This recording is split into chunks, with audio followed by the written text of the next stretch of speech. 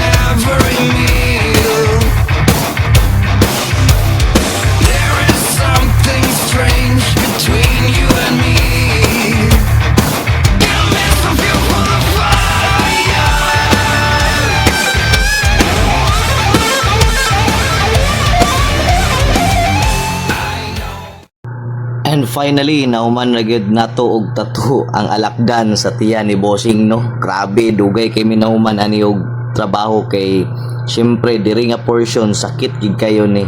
So common ako nga mga client nga magpatato diri nga portion dapit sa kilid, tiyan is dili gid maglahutay kay tungod sa kasakit.